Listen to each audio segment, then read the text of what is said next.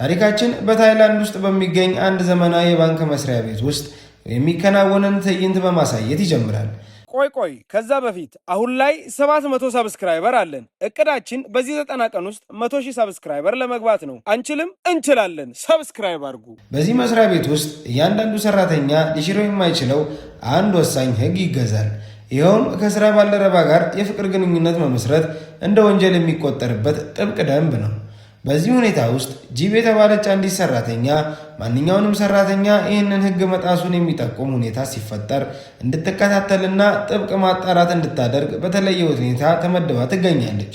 በመሆኑም የፍቅር ግንኙነት መጀመሩን የሚጠቁሙ ጥቃቅን ወሬዎች እንኳን በጆሮዋ በጠለፉ ቁጥር ጂብ እንደ አዳኝ አሞራ አይኖቿን በማንኛውም ሰራተኛ ላይ ትተክላለች። ወሬም እውነት መሆኑን ለማረጋገጥ የማያዳግም ምርመራ ትከፍታለች። ምርመራዋ ጥንዶቹ ግንኙነት ውስጥ መሆናቸውን ካረጋገጠ ከሁለቱ አንዱ ከስራው መሰናበት እንዳለበት የሚገደድበት ሁኔታ ይፈጠራል። በዚህ ዕለትም አንድ ወንድ ሰራተኛ ከአንዲት ሴት ሰራተኛ ጋር በቡና ቤት ውስጥ ከልክ ያለፈ ቅርርብ ሲያሳዩ የሚያሳይ የማያዳግም ማስረጃ እጇ ስላስገባች ወዲያውኑ ሁለቱንም ወደ ቢሮዋ በመጥራት ምርመራዋን ትጀምራለች። ጥንዶቹ መጀመሪያ ላይ የቀረባቸውን ክስ ለማስተባበል ከንቱ ሙከራ ቢያደርጉም ጂብ ያላትን ጠንካራ ማስረጃ ስታቀርብላቸው ለክርክር የሚሆን ምንም አቅም ያጣሉ። በመጨረሻ የድርጅቱ ሕግ ገና ከጅምሩ ግልጽ እንደነበር በማስታወስ ከመካከላቸው የትኛው ከስራው እንደሚለቅ በአስቸኳይ እንዲወስኑ በማያዳግም ቅዝቃዜ የተሞላበት ድምፅ ታሳስባቸዋለች። የዕለቱ ከባድ ስራ ከተጠናቀቀ በኋላ ሱዋ የተባለ ሌላ የባንክ ሰራተኛ የድካም ስሜት የተጫጫነው ወደ ቤቱ በማቅናት ጸጥታ በሰፈነበት የመኪና ማቆሚያ ስፍራ ወደምትገኘው መኪናው ያመራል። ነገር ግን መኪናው ጋር ሲደርስ ያልጠበቀው ነገር ይገጥመዋል። ጂብ ቀድማው በመምጣት መኪናው ውስጥ በሹፌሩ ወንበር በኩል ተቀምጣ በሆነ ከባድ ጉዳይ ላይ ልታናገረው እንደምትፈልግ በሚያስታውቅ ዝምታ ውስጥ ሆና ትጠብቋለች። እንደ እውነቱ ከሆነ ጂብ እና ሱዋ ከ1 ዓመት በላይ ያስቆጠረውን ድብቅ የፍቅር ግንኙነታቸውን ይፋ ማድረግ ስለሚከብዳትና እውነቱን ከቤተሰቦቿ መደበቅ ከአቅሟ በላይ ስለሚሆንባት የግንኙነታቸውን ጥልቅ ለመጠየቅ በማሰብ ወደ እሱ ታመራለች። ይህ ሁኔታ በተለይ አስገራሚ የሚሆነው እሷ ራሷ በመስሪያ ቤታቸው ውስጥ ህገወጥ ግንኙነት ያላቸውን ጥንዶች የማጋለጥ ኃላፊነት እያለባት ከተመሳሳይ መስሪያ ቤት ሰራተኛ ከሆነው ከሱዋ ጋር በፍቅር መውደቋ ነው። ከሱዋ ዝምታና ጉዳዩን እንደ ቀላል የማየት ባህሪ ልቧ በብስጭት ሲሞላ እሱ በእርግጥ ስለመወደዷ ወይም በግንኙነታቸው ላይ የተጫወተባት ስለመሆኑ ጥርጣሬ ውስጧን ይበላው ይጀምራል። በአእምሯ ውስጥ የሚመላለሰው ትልቁ ስጋት ደግሞ ሱዋ ሆን ብሎ ግንኙነታቸውን የሚደብቀው ምናልባትም የጀመሩት ፍቅር ክህደት የተሞላበት ወይም ህገወጥ በመሆኑ ነው የሚል ነው። ሱዋ በበኩሉ ግንኙነታቸውን በቁም ነገር እንደሚመለከተውና እሷንም ከልቡ እንደሚወዳት ሊያረጋግጥላት በጽኑ ይሞክራል። እናም ለጂብ ያለውን ቁርጠኝነት ለማረጋገጥ ያለምንም ማመንታት እጇን ይዞ የሰርጋቸውን ቀን ለማስመዝገብ በቀጥታ ወደ ሰርግ ዕቅድ ቢሮ ይወስዳታል። በዚያች ምሽት በሰርግ ዕቅድ ቢሮ ውስጥ ሆነው የሰርጋቸውን ቀን ጥቅምት 31 እንዲሆን ከመወሰናቸውን ባሻገር እንደ የሰርጉ አይነትና ቦታ ያሉትን ሌሎች አስፈላጊ ዝርዝሮችም ጭምር በአንድነት ያጠናቅቃሉ። በማግስቱ ግን ሁለቱ በአሳንሰር ውስጥ ሲገናኙ የፍቅራቸው የደስታ ስሜት በፍጥነት ወደ ሌላ አዲስ ጭቅጭቅ ይለወጣል። የጭቅጭቃቸው መንስኤም ካገቡ በኋላ ከመካከላቸው የትኛው ከቢሮ መልቀቅ እንዳለበት የሚለው ጥያቄ ሲሆን ሱዋም ሆነ ጂብ ሁለቱም በቢሮ ውስጥ የመቆየት ፍላጎት እንዳላቸው አጥብቀው በመሞገታቸው በመካከላቸው ያለው አለመግባባት እንደገና ይጎላል። በጦፎ የቃላት ምልልስ መካከል የሊፍቱ በር በድንገት ሲከፈት የባንኩ ኃላፊ ከውጭ ሀገር ትምህርቱን አጠናቆ አዲስ ከተመለሰው ብቸኛ ልጁ ዮ ጋር በመሆን ወደ ውስጥ ይገባል። ይህም የሆነው ዮ ከዚያች ቀን ጀምሮ በዚያ ወር ውስጥ ከሌሎች አዲስ ሰልጣኞች ጋር በመሆን በአባቱ ኩባንያ የሥራ ልምምድ ስለሚጀምር ነው። ከጥቂት ቀናት በኋላ ደግሞ የጂብ ኩባንያ ከሁሉም የኤቲኤም ማሽኖች ላይ አዲስ እና ዘመናዊ ሶፍትዌር ሲስተም ለመዘርጋት ይወስናል። ነገር ግን ይህን ከማድረጋቸው በፊት የሙከራ ስራውን ቾንበሪ በምትባል ከተማ ከእግር ኳስ ስታዲየም እና ከገበያ ማዕከል አጠገብ በሚገኙ አንድ የኤቲኤም ማሽን ላይ ለማድረግ ያቅዳሉ። የኤቲኤም ቴክኒሻኑ በማሽኑ ላይ አዲሱን የሶፍትዌር ፕሮግራም ለመጫን ሲዘጋጅ በከተማዋ ኩራት በሆኑ ሁለት ክለቦች መካከል ወሳኝ የእግር ኳስ ጨዋታ በታላቅ ድባብ እየተካሄደ ባለበት ወቅት ስለነበር ቴክኒሻኖቹ ሶፍትዌሩን በመጫን ስራ ላይ ተጠምደው ሳለ አንዱ ከፍተኛ ጭንቀት ውስጥ ይገባል። ምክንያቱም ሶፍትዌሩን የሚጭኑበት የመመሪያ ቋንቋ ሙሉ ጃፓንኛ በመሆኑና አንዳቸውም ቋንቋውን ባለመረዳታቸው ነው። ወደ ስታዲየሙ ገብተው ጨዋታውን ለመመልከት በከፍተኛ ሁኔታ ስለቸኮሉ ስለ ፕሮግራሙ አሰራር ምንም አይነት ማረጋገጫ ሳያደርጉ በግምትና በዘፈቀደ ለመጫን ይወስናሉ። በመሆኑም ሶፍትዌሩን በማሽኑ ላይ በችኮላ ከጫኑ በኋላ የሚወዱትን ቡድን ለመደገፍ ትንፋሻቸውን ውጠው ወደ ስታዲየሙ ያመራሉ። በዚያው ምሽት ፑድ የተባለ አንድ ታዳጊ ወጣት ገንዘብ ለማውጣት ወደዚሁ የሙከራ ኤቲኤም ማሽን ያቀናል። በመጀመሪያ ሁሉም ነገር የተለመደ ይመስላል። ቪዲዮውን እዚህ ድረስ ከተመለከታችሁት ተመችቷችኋል ማለት ነው። ቪዲዮውን ላይክ ቻናሉን ደግሞ ሰብስክራይብ ማድረግ አይረሳ እንላለን። ወደ ታሪካችን ፑድም የፈለገውን የገንዘብ መጠን ከማሽኑ ያወጣል። ነገር ግን ገንዘቡን እየቆጠረ ሳለ የኤቲኤም ማሽኑ በድንገት ያልተለመደ ድምፅ ያሰማና ከደቂቃዎች በፊት ካወጣው የገንዘብ መጠን እጥፍ የሆነውን ብር በኃይል ያወጣል። ፑድ በሁኔታው ግራ በመጋባትና ለማረጋገጥ በሚመስል መልኩ ተጨማሪ ገንዘብ ለማውጣት ሲሞክር ማሽኑ በእርግጥም የጠየቀውን ገንዘብ እጥፍ እያደረገ እንደሚሰጥ ያረጋግጣል። ጉዳዩን ለባንክ ከማሳወቅ ይልቅ በደስታ ስሜት ሙሉ በሙሉ የተዋጠው ፑድ ስለ ኤቲኤም ማሽኑ አስገራሚ ስህተት ለቅርብ ጓደኛው ፒት በመንገር በነፃ ገንዘብ በማግኘት እንደሚችሉ ያበስረዋል። በዚህን ወቅት በስታዲየም ውስጥ ሆኖ ኳስ ሲመለከት የነበረው ፒት በሰማው ዜና ከመደንገጡ የተነሳ ሳያስበው በከፍተኛ ድምፅ ይጮኻል። ይህም በዙሪያ የነበሩ ሌሎች የእግር ኳስ ተመልካቾች ሚስጥሩን እንዲያውቁ ያደርጋል። በዚህም የተነሳ የእግር ኳስ ጨዋታውን ሊጀመር ጥቂት ሰከንዶች ሲቀሩት ሁሉም የተመልካች መቀመጫዎች ባዶ ሲሆኑ ወደ ሜዳ የገቡት ተጫዋቾችና ዳኛው እንኳን የተፈጠረውን ሁኔታ በግርምት ከማፍጠጥ ውጭ ምንም ማድረግ ተስኗቸው በድንጋጤ ይቀራሉ። በከተማው ያሉ ኤቲኤሞች በሙሉ የተበላሹ በመምሰሉ አብዛኞቹ የእግር ኳስ ተመልካቾች ከተለያዩ ማሽኖች ገንዘብ ለማውጣት መሞከር ይጀምራሉ። በአጋጣሚ የተደረገው የሶፍትዌር ሙከራው ድንገተኛ መነጋገሪያ ሲሆን ሁኔታውን ያዩ አንዳንድ ሰዎችም ከተበላሸው ማሽን ገንዘብ ለመውሰድ ሲጣደፉ ድንገተኛ ግርግርና ትርምስ ይፈጥራሉ። በማግስቱ የባንኩ ኩባንያ ስለተፈጠረው የኤቲኤም ስህተት ከአካባቢው ነዋሪዎች ሪፖርት ከደረሰው በኋላ ማሽኑን ቢያሰናክልም በርካታ ደንበኞች ተጨማሪ ገንዘብ ያላግባብ ወስደው ስለነበር በድርጅቱ ላይ እስከ 130,000 ባህት የሚደርስ ኪሳራ ያስከትላል። ችግሩን የባሰ የሚያደርገው ደግሞ የሲሲቲቪ ካሜራ ቀረጻው የማይነበብ ሆኖ በመገኘቱና የኤቲኤም ገንዘብ ማውጫ መዝገቡም ትክክለኛ ያልሆነ መረጃ በማሳየቱ ገንዘቡን የወሰዱትን ደንበኞች መለየት ከጊዜ ወደ ጊዜ እየከበደ ይመጣል። በመሆኑም የባንክ አመራሮች ለጂብና ለሌሎች ሰራተኞች ጥብቅ ትዕዛዝ ያስተላልፋሉ። በዚህም መሰረት በአንድ ሳምንት ውስጥ ጉዳዩን እንዲመረምሩና ገንዘቡን የወሰዱትን ደንበኞች እንዲያገኙ፣ ይህንን ማድረግ ካልቻሉ ግን ለ10 ዓመት ሲጠብቁት የነበረውን የቦነስ ክፍያ እንደማያገኙ ይነገራቸዋል።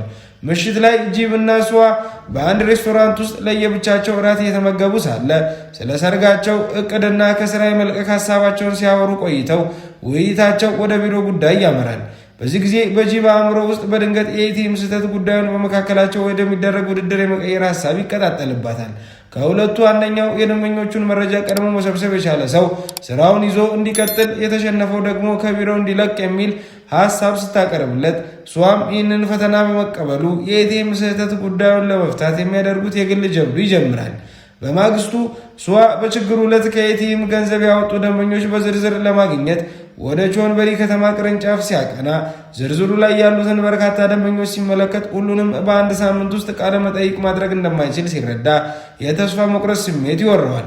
በዚህ ብስጭትና የሀሳብ መበታተን ውስጥ እንዳለ በድንገት የመኪናውን ቁልፍ የፈሳሽ ማስወገጃ ጉድጓድ ውስጥ በመጣሉ ወደ ቁልፍ ሱሪ ዘንድ ለመሄድ የታክሲ ሹፌር ለመጥራት ይገደዳል።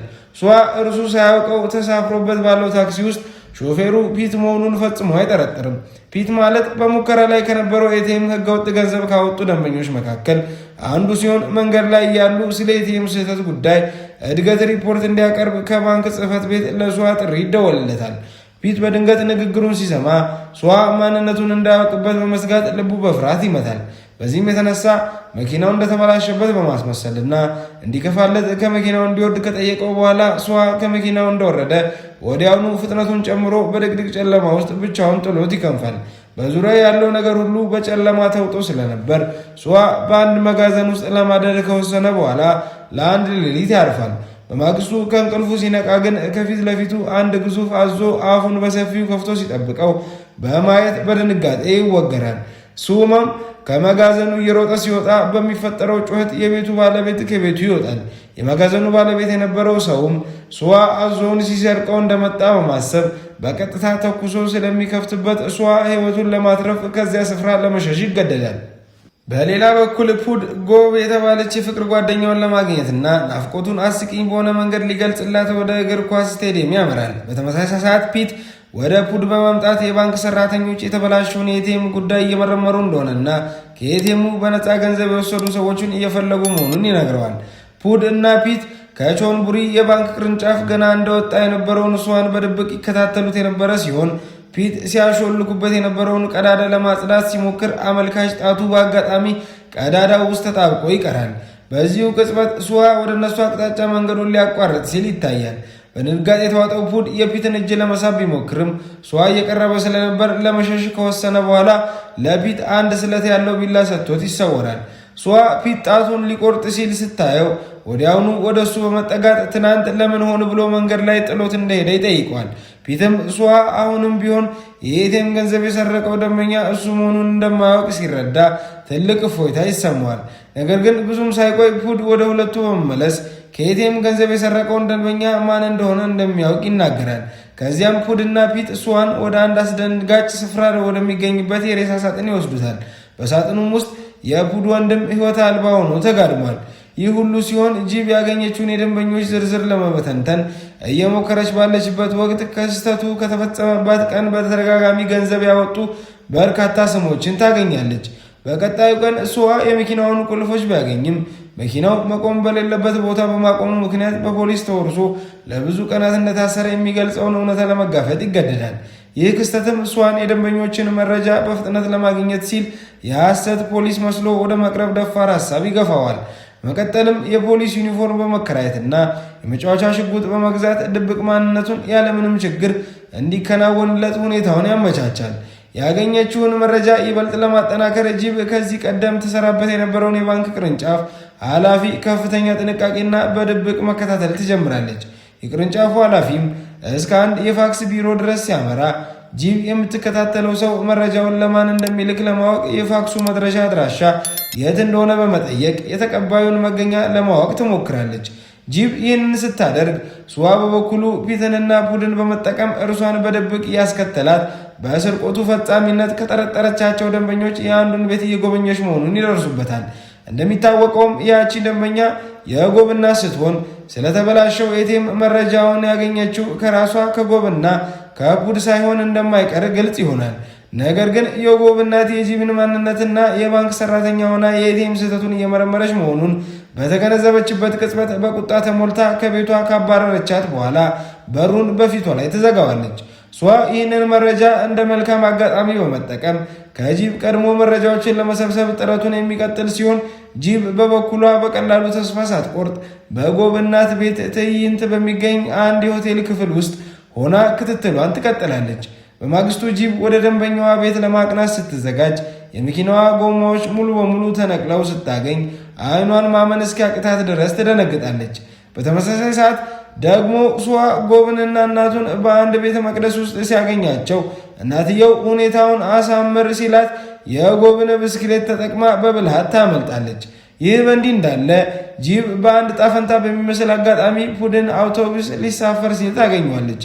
ፑድም ጂብ የሱዋ የሥራ ባልደረባ መሆኗን ስለሚያውቅ አብራው እንዳትሳፈር በቆራጠኝነት ይከለክላታል።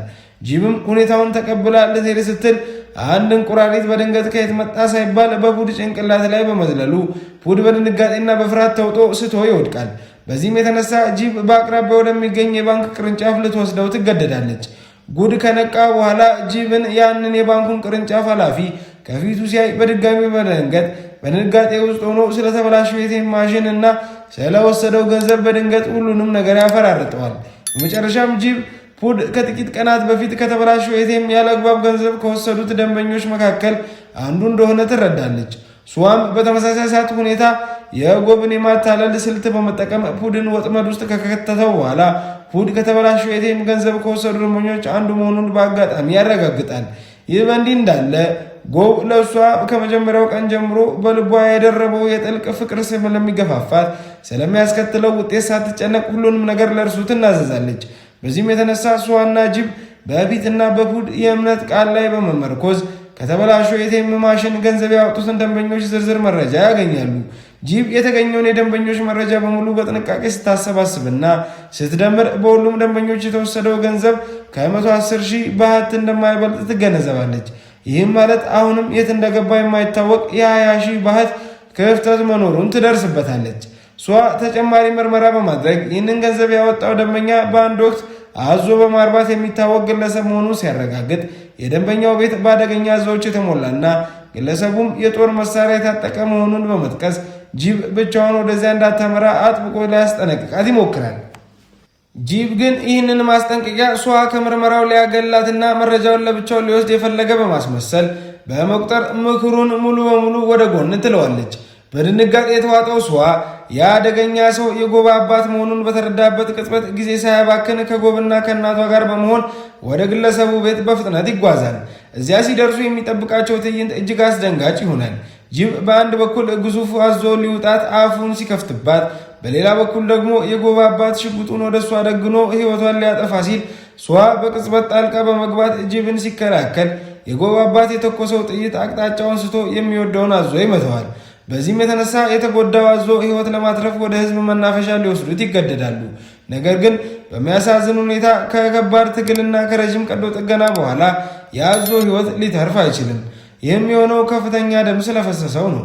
ከዚህ አሳዛኝ ክስተት በኋላ ሷና ጂብ ባለፈው ቀን ከባንካቸው ኤቲኤም በህገወጥ መንገድ ገንዘብ ከወሰዱ ደንበኞች በሙሉ የእምነት ቃላቸውን በማግኘት በምላሹ ስማቸውን ለባንክ እንደሚሰጡና ገንዘቡንም እንደማይሰበስቡ ቃል ይገቡላቸዋል።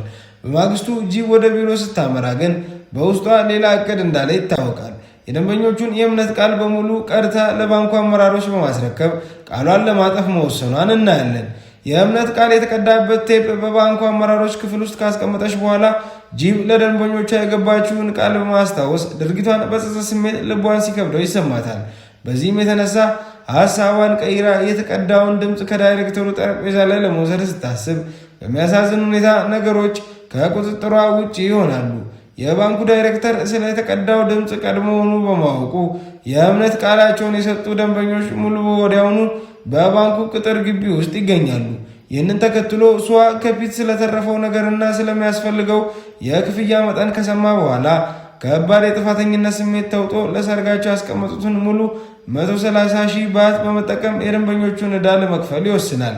ጂብ እሷ ለትዳር ሕይወታቸውን ያጠራቀሙትን የመጨረሻ ገንዘብ ለዚህ ተግባር እንዳዋሉ ስትረዳ ልቧ በከፍተኛ ንዴትና የክደት ስሜት ይሞላል። በመሆኑም በቅጽበት በመካከላቸው የነበረውን ነገር በሙሉ በማቆም ግንኙነታቸውን ታፈርሷለች። ከጥቂት ቀናት በኋላ ግንኙነታቸው ካበቃ በኋላ ዮ በአጋጣሚ በሷና በጂብ መካከል የነበረውን የተስተካከለ የፍቅር ግንኙነት የሚያሳይ ማስረጃ ሲያገኝ ምንም ሳያቅማማ ሁኔታውን ለዳይሬክተሩ ሪፖርት ያደርጋል። ይህንን ተከትሎ በጸጸት ስሜት የተዋጠችው ጂብ እሷ ስራውን እንዳያጣ በማሰብ ለእርሱ ስትል እሷ ከኩባንያው ለመልቀቅ የሚያስችላትን ከባድ ውሳኔ ትወስናለች። እሷ ጂብ ለእርሱ ስትል ይህንን ያህል መስዋዕትነት ለመክፈል ፈቃደኛ እንደነበረች ሲያውቅ ከድርጊቷ በስተጀርባ አሁንም ለእርሱ ያላትን ጥልቅ ፍቅር ይገነዘባል። እጣ ፈንታ እንደገና ሲያገናኛቸው የሰርጋቸው ቀን ሊሆን በነበረበት ዕለት ጂብ ሳታስበው የሰርጋቸው ቦታ በነበረው ስፍራ ወደ ተዘጋጀው የሃሎዊን ዝግጅት ስትመጣ እሷ ይህንን አጋጣሚ በመጠቀም ለብዙ ሰዎች ፊት ጂብን ለሁለተኛ ጊዜ የጋብቻ ጥያቄ ያቀርብላታል።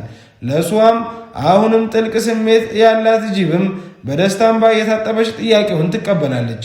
በመጨረሻም ፊልሙ የሚጠናቀቀው እሷና ጂብ በዚያች ምሽት በሙዚቃው ቃና አብረው ሲደንሱና በመካከላቸው የነበረው ርቀት ሙሉ በሙሉ ጠፍቶ ከመሳሳማቸው በፊት ባለው ውብ ትዕይንት ላይ በማተኮር ነው።